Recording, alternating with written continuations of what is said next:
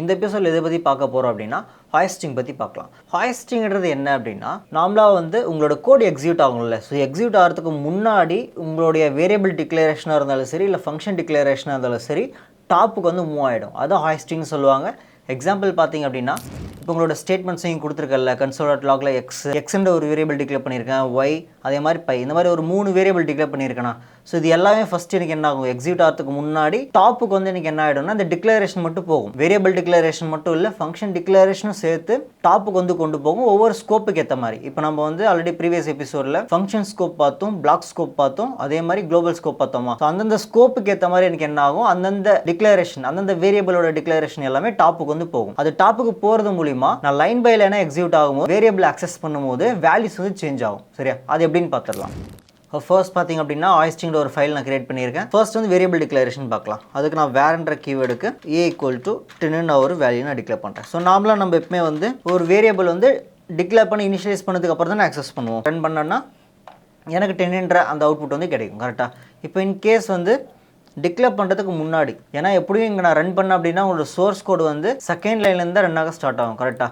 Second line வரும்போது இதுக்கு முன்னாடி வேரியபிள் இருக்கா இல்லையான்னு செக் பண்ணும். நார்மலாக ரன் பண்ண அப்படின்னா எனக்கு ரெஃபரன்ஸ் எரர் வருமா, ஒரு கோட் ரன் பண்ணுது அப்படின்னா அதுக்கு முன்னாடி வரைக்கும் எனக்கு அந்த வேரியபிள் இருக்கா இல்லையான்னு செக் பண்ணும். செக் பண்ணும்போது எனக்கு இப்போதைக்கு இந்த இடத்துல ஏன்ற அந்த வேரியபிள் எதுவுமே டிக்ளேர் ஆகலை அப்படின்னா இல்லாத ஒரு வேரியபிளை கால் பண்ணும்போது ரெஃபரன்ஸ் எரர் த்ரோ பண்ணுமா. ஆனால் இப்போது ரன் பண்ண எனக்கு அன்டிஃபைன் வரும். ஏன் அப்படின்னா சேம் இந்த ப்ராசஸ்னால தான் எனக்கு கோட் எக்ஸிக்யூட் ஆகிறதுக்கு முன்னாடி இந்த டிக்ளரேஷன் மட்டும் எனக்கு என்ன ஆகும் அப்படின்னா டாப்புக்கு வந்துடும். ஓகேவா. இப்போ இங்கே எக்ஸிக்யூட் ஆகிறதுக்கு முன்னாடி அந்த டிக்ளரேஷன் மட்டும் மேலே இருக்கிறனால உங்களோட கோட் எக்ஸிக்யூட் ஆகும்போது உங்களோட இன்ஜின் என்ன புரிஞ்சுக்கும் அப்படின்னா ஏன்ற அந்த வேரியபிளுக்கு ஒரு மெமரி இருக்குன்னு புரிஞ்சுக்கும். ஓகேவா. புரிஞ்சுட்டு டிக்ளேர் மட்டும் பண்ணுற ஒரு வேரியபிளில் நான் அப்படியே அக்சஸ் பண்ணேன் அப்படின்னா ஒரு வேல்யூ அசைன் பண்ணாமல் அன்டிஃபைன் வருமா. ஸோ அதனால எனக்கு அன்டிஃபைன்ற அவுட்புட் வரும். இப்போது இந்த இடத்துல நான் என்ன பண்ணுறேன், லாங் கொடுத்துட்டு இப்போ நான் ஏ அக்சஸ் பண்ணுறேன். ஃபஸ்ட் ஏவோட வேல்யூ அன்டிஃபைன், ஏன்னா டிக்ளரேஷன் மட்டும், இந்த டிக்ளரேஷன் மட்டும் டாப்புக்கு போயிடும். அடுத்து பார்த்தீங்கன்னா ஒன்ஸ் நான் டிக்ளேர் பண்ணி இனிஷியலைஸ் பண்ணதுக்கப்புறம் நார்மலாக இந்த ஏன்ற அந்த வேரியபிளுக்கு எனக்கு என்ன 10ன்ற வேல்யூ அசைன் ஆனதுக்கப்புறம் 10ன்ற அவுட்புட் கிடைக்கும். ஓகேவா. ஸோ வேருக்கு எனக்கு ஹாய்ஸ்டிங் நடக்குது. ஓகேவா. அதே மாதிரி லெட்டுக்கு பார்க்கலாம். ஸோ இப்போது சேம் அதே தான், லெட் b=20 நான் கொடுக்குறேன். ஓகேவா. 20 கொடுத்துட்டு டிக்ளேர் பண்ணதுக்கப்புறம் நான் அதை ஆக்சஸ் பண்ணேன் அப்படின்னா எனக்கு அவுட்புட் கிடைக்கும். ரன் பண்ணால் எனக்கு 20 கிடைக்குதா. அதே மாதிரி டிக்ளேர் பண்ணுறதுக்கு முன்னாடி நான் கால் பண்ணுறேன், லாக் கால் பண்ணேன் அப்படின்னா இந்த இடத்துல எனக்கு என்ன எரர் த்ரோ பண்ணணும்னா, இப்போ இங்கே ரெஃபரன்ஸ் எரர் த்ரோ பண்ணியிருக்கா. ஸோ இந்த ரெஃபரன்ஸ் எரரில் பார்த்தீங்க அப்படின்னா அது என்ன எரர் த்ரோ பண்ணியிருக்கு, cannot access b before initialisation வருதா. என்ன மீனிங் அப்படின்னா அந்த பின்ற அந்த வேரியபிள் இனிஷியலைஸ் பண்ணுறதுக்கு முன்னாடி என்னால் அக்சஸ் பண்ண முடியாதுன்னு வருது. ஏன் அப்படின்னா லெட்டுன்றது ஹாய்ஸ்டிங் ஆகும்போது நான் என்ன சொன்னேன், அந்த டிக்ளரேஷன் எல்லாம் மேலே போகும்னு சொன்னா மேலே போகும். பட் இது எப்போ எனக்கு இனிஷியலைஸ் ஆகுதோ அப்போ தான் என்னால் அக்சஸ் பண்ண முடியும்னு வருது. இது எதனால் அப்படின்னா டெம்பரல் டெட் ஜோன் ஒரு கான்செப்ட் இருக்கு. ஓகே. ஸோ இந்த டெம்பரல் டெட் ஜோன்றது என்ன அப்படின்னா மெயினாக லெட்டு கான்ஸ்ட் இந்த 2 வேரியபிளுக்குமே என்னதான் ஹாய்ஸ்டிங்கில் டிக்ளரேஷன் டாப்புக்கு போனாலுமே உங்களோட கோட் எக்ஸிக்யூட் ஆகும்போது அன்டில் நான் மேனுவலாக லெட்டுன்ற அந்த கீவேர்டு வச்சு ஒரு வேரியபிள் டிக்ளேர் பண்ணி இனிஷியலைஸ் பண்ணால் மட்டும்தான் அந்த பர்டிகுலர் டெம்பரல் டெட் ஜோன்லேருந்து ரிலீஸ் பண்ணும். சரியா.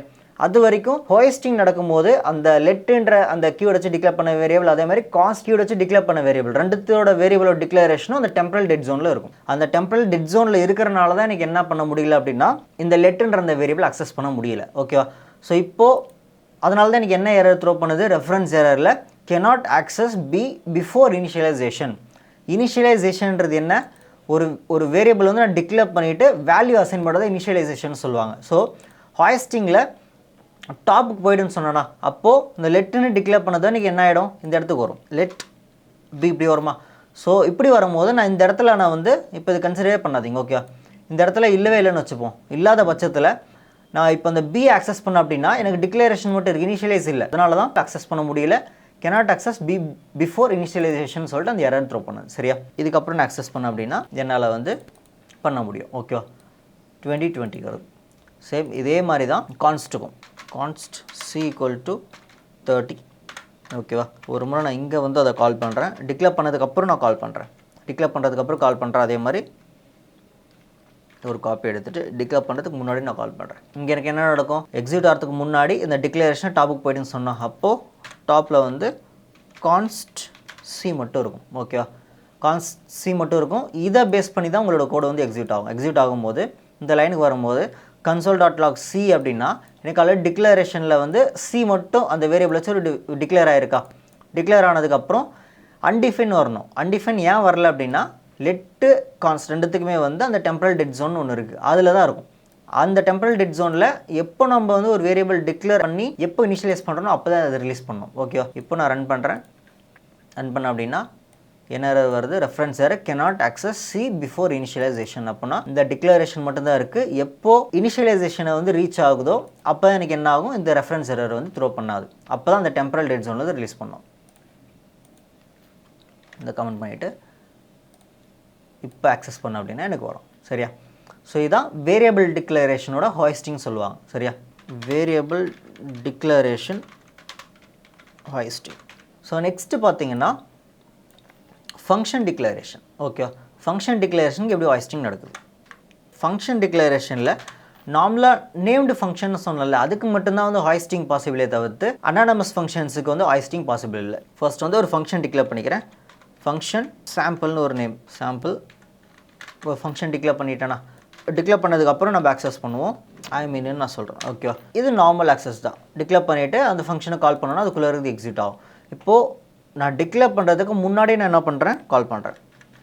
ஓகே, டிக்ளேர் பண்ணுறதுக்கு முன்னாடி கால் பண்ணேன் அப்படின்னா இப்போது என்னோட சோர்ஸ் கோட் எக்ஸிட் ஆகும். 21st லைன் வரும்போது இந்த 20th லைன் வரைக்கும் எனக்கு அந்த ஃபங்க்ஷன் நான் டிக்ளேரே பண்ணல. ஓகே, அப்போ நான் என்ன சொன்னேன்?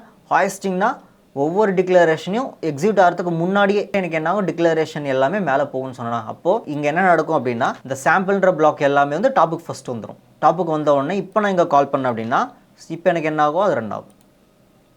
கோட் வந்து எக்ஸிக்யூட் ஆகும். ஐஎம்இன்னு வரும். ஏன்னா டிக்ளரேஷன் வந்து டாப்புக்கு போயிடும். சரியா?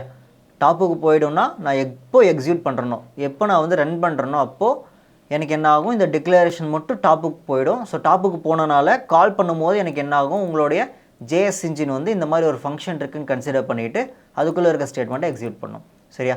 இது நார்மல் நேம்டு ஃபங்க்ஷனில் இருக்க ஹாய்ஸ்டிங். இதுவே நான் என்ன பண்ணுறேன்னா ஒரு அனானமஸ் ஃபங்க்ஷன் கொடுக்குறேன். ஓகேவா? லிட் sample1 ஒரு அனானமஸ் ஃபங்க்ஷன். இது கொடுத்தாலும் சரி, இல்லை ஆரோ ஃபங்க்ஷன் கொடுத்தாலும் சரி. இதில் am I accessible? ஓகேவா? இப்போ நான் என்ன பண்ணுறேன்னா டிக்ளேர் பண்ணதுக்கப்புறம் நான் கால் பண்ணுறேன். இது ஓகே. இப்போ எனக்கு நார்மலாக எக்ஸிட் ஆகும். ஓகே, இது ஓகே, எக்ஸிட் ஆகுது. நேம்டு ஃபங்க்ஷன் எக்ஸிட் ஆகும், ஹோஸ்ட் ஆகும்.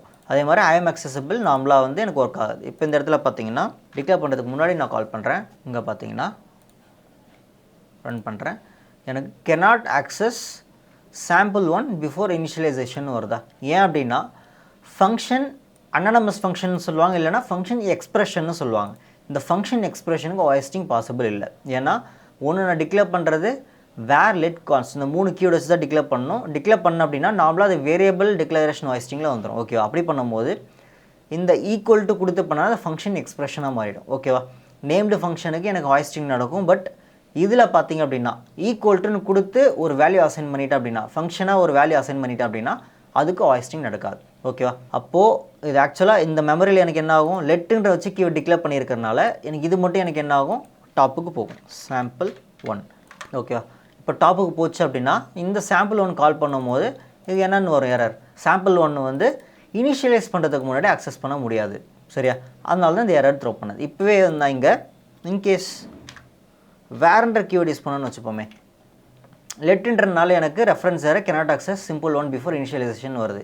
இப்போ இதுவே வந்து நான் வேர்ன்ற கீவேர்ட் யூஸ் பண்ணேன் அப்படின்னா என்ன எரர் வருது பாருங்களேன். என்ன எரர் வருது? டைப் எரர் வருதா? Type error sample1 is not a function வருது. ஏன்னா வேர்ன்றத கீவேர்டு வச்சு நான் டிக்ளேர் பண்ணேன் அப்படின்னா சேம் இதுக்கு என்ன ஆகும்? இங்கே வேர் sample1ன்னு வருமா? sample1ன்னு வரும்போது வேருக்கு வந்து ஹாய்ஸ்டிங் பாசிபிள்னு சொன்னேன்னா, வேருக்கு ஹாய்ஸ்டிங் பாசிபிள் அப்படின்னா இதை நான் கால் பண்ணும்போது எனக்கு என்ன ஆகும்? இது ஒரு வேரியபிளாக ஆக்ட் ஆகும். ஸோ இப்போ இந்த இடத்துல log sample1 ஒரு ஃபங்க்ஷனாக கால் பண்ண நார்மல் வேரியபிளாக கால் பண்ணேன் அப்படின்னா சேம் இந்த sample1 தான். இப்போ பார்த்தீங்கன்னா எனக்கு ஃபஸ்ட்டு அன்டிஃபைன் வருதா? ஏன் அன்டிஃபைன் வருது? அந்த வேரியபிள் டிக்ளரேஷன் மட்டும் எனக்கு டாப்புக்கு போச்சு அப்படின்னா இது ஒரு வேரியபிளாக இருக்கிறனால வேரண்டர் கீவேர்ட் வச்சுருக்கிறனால என்ன சொன்னால் அன்டிஃபைன்ட் அது வேல்யூ அசைன் ஆகும்னு சொன்னால் டிக்ளேர் மட்டும் பண்ணேன்னா அன்டிஃபைன் எனக்கு த்ரோ பண்ணுறதுனால தான் இது ஒரு வேரியபிளாக கன்சிடர் ஆகும். ஸோ வேரியபிளாக இருக்கிறத வந்து ஒரு ஃபங்க்ஷனாக கால் பண்ண அப்படின்னா எனக்கு டைப் எரர் த்ரோ பண்ணும். ஓகேவா? வேரியபிள்ன்றது ஒரு டைப், ஃபங்க்ஷன்ன்றது ஒரு டைப், அதே மாதிரி கிளாஸ்ன்றது ஒரு டைப். ஒரு வேரியபிளில் போயிட்டு நான் ஒரு ஃபங்க்ஷன் மாதிரி நான் கால் பண்ணேன் அப்படின்னா எனக்கு என்ன ஆகும்? டைப் எரர் த்ரோ பண்ணும். ரெஃபரன்ஸ் எரர்ன்றது என்ன அப்படின்னா இல்லாத ஒரு வேரியபிளை கால் பண்ணுறதுக்கு பேர் ரெஃபரன்ஸ் எரர். ஓகேவா? இல்லாத ஒன்று நான் அக்சஸ் பண்ணேன் அப்படின்னா அது ரெஃபரன்ஸ் எரரில் வரும். இல்லை இருக்கிற ஒரு வேரியபிளை டைப்பை மாற்றி நான் கால் பண்ணேன் அப்படின்னா, ஓகேவா? இப்போது ஒரு நம்பர் இருக்குது அப்படின்னா நம்பருக்கு தேவையான மெத்தடுக்கு வந்து ஸ்ட்ரிங்கோட மெத்தட் நான் யூஸ் பண்ணேன் அப்படின்னா எனக்கு என்ன வரும்? டைப் எரர் வரும். அதனால தான் வேரியபிளாக இருக்கிறத வந்து நீங்கள் ஒரு ஃபங்க்ஷனாக கால் பண்ணீங்க அப்படின்னா டைப் எரர் த்ரோ பண்ணணும். சரியா?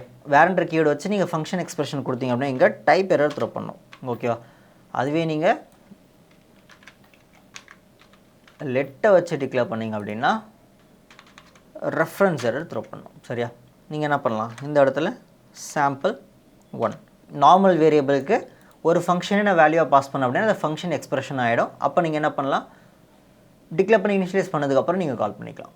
இப்போது இதை நான் கமெண்ட் பண்ணுறேன். கமெண்ட் பண்ணிவிட்டு இது நான் கமெண்ட் பண்ணிக்கிறேன். கமெண்ட் பண்ண அப்படின்னா இப்போ எக்ஸிட் பண்ண அப்படின்னா எனக்கு let sample1 identifier sample1 has already been டிக்ளேர்டுன்னு வருதா? இது மெயினாக பண்ணதுக்கு காரணம் என்ன அப்படின்னா வேறன்ற அந்த கீவேர்டு வச்சு டிக்ளேர் பண்ண ஒரு வேரியபிள், ஓகேவா? திரும்பவும் நான் வந்து என்ன பண்ணலாம்? ரீடிக்ளேர் பண்ணிக்கலாம். பட் அதே தான் நான் என்ன பண்ணேன்? லெட்டை வச்சு டிக்ளேர் பண்ணேன். அப்போது லெட்டை வச்சு நான் வந்து டிக்ளேர் பண்ணும்போது ரீடிக்ளேர் பண்ண முடியாது கரெக்டாக. அதனால தான் எனக்கு என்ன எரர் வந்திருக்கு? சின்டெக்ஸ் எரர் வந்திருக்கு. சரியா? சின்டெக்ஸ் எரர் வந்திருக்கிறனால எனக்கு என்னது? Identifier sample1 has already been declared அப்படின்னு வருது. சரியா? கமெண்ட் பண்ணுறேன். கமெண்ட் பண்ணிவிட்டு இப்போ இது எக்ஸிட் பண்ண அப்படின்னா எனக்கு உள்ளே இருக்கிறது am I accessible, ஓகேவா? அப்படி அந்த வேல்யூ வரும். ஓகேவா? இப்போ நார்மலாக வந்து நான் என்ன பண்ணியிருக்கேன்? இப்போ இது வரைக்கும் இந்த வேரியபிள் டிக்ளரேஷனாக இருக்கட்டும், இல்லை அதே மாதிரி ஃபங்க்ஷன் டிக்ளரேஷன், இது எல்லாமே வந்து நான் அன்கமெண்ட் பண்ணியிருக்கேன். பண்ணதுக்கப்புறம் உங்களோட கோட் எக்ஸிக்யூட் ஆகிறது வந்து எதில் ஸ்டார்ட் ஆகும்னா இங்கே தான் ஸ்டார்ட் ஆகும். console.log ஏன்னு கொடுத்துருக்கேன்னா, ஸோ ஆக்சுவல் எக்ஸிக்யூஷன் எங்கே ஸ்டார்ட் ஆகும் அப்படின்னா 14th லைனில் ஸ்டார்ட் ஆகும். ஸோ ஸ்டார்ட் ஆனதுக்கப்புறம் ஓவராலாக உங்களோட ஃபைலில் இருக்க எல்லா டிக்ளரேஷனும் அது தேடும். பார்த்தீங்கன்னா வேறண்ட ஒரு வேரியபிள் வச்சு டிக்ளேர் பண்ணியிருக்கேன். அதே மாதிரி லெட்டுக்கு ஒரு வேரியபிள், கான்ஸ்ட்டுக்கு ஒரு வேரியபிள், அதே மாதிரி ஃபங்க்ஷன் டிக்ளேர் பண்ணியிருக்கேன். அதே மாதிரி ஃபங்க்ஷன் எக்ஸ்பிரஷனும் நான் டிக்ளேர் பண்ணியிருக்கேன். ஓகேவா? ஸோ இதில் இது மட்டும் நான் கமெண்ட் பண்ணிடுறேன். இப்போ இந்த டிக்ளரேஷனில் என்ன சொன்னேன்? ஃபஸ்ட்டு டாப்புக்கு போகும்னு சொன்னேன்னா, ஸோ டாப்புக்கு போகும்னா ஃபஸ்ட்டு எக்ஸிக்யூட் ஆகிறதுக்கு முன்னாடி எனக்கு என்ன ஆகும்? இந்த மாதிரி தான் இருக்கும். ஓகேவா? ஏ மட்டும் தனியாக, பி மட்டும் தனியாக, சி மட்டும் தனியாக, சாம்பிள்ன்ற கோடு தனியாக, அதே மாதிரி லெட் சாம்பிள். ஸோ இந்த மாதிரி ஒவ்வொரு டிக்ளரேஷனும் ஃபஸ்ட்டு டாப்புக்கு வந்து வந்துடும். இதை பேஸ் பண்ணி தான் எனக்கு என்ன ஆகும்? 1 by 1 எக்ஸிட் ஆகும். இங்கே இதை பேஸ் பண்ணி வரும்போது வேருக்கு மட்டும்தான் ஹாய்ஸ்ட்ரிங் நடக்கும். வேருக்கும் அதே மாதிரி இந்த சாம்பிள் நேம்டு ஃபங்க்ஷன் இதுக்கு மட்டும்தான் ஹாய்ஸ்ட்ரிங் நடக்குமே தவிர்த்து மற்ற எதுக்குமே நடக்காது. ஏன்னா அந்த டெம்பரல் டெட் ஜோனால். சரியா? ஓகே. இப்போ இந்த இடத்துல எனக்கு இந்த பீன்ற 20th லைன் இருக்குல்ல, இதில் எனக்கு என்ன ஆகும்? எரர் த்ரோ பண்ணும். ரெஃபரன்ஸ் எரர் த்ரோ பண்ணுச்சு அப்படின்னா இதுக்கப்புறம் இருக்கிற கோடு எக்ஸிக்யூட் ஆகாது. ஸோ இந்த ஆர்டரில் தான் வந்து உங்களுடைய நார்மலாக சோர்ஸ் கோடு வந்து எக்ஸிட் ஆகும். சரியா?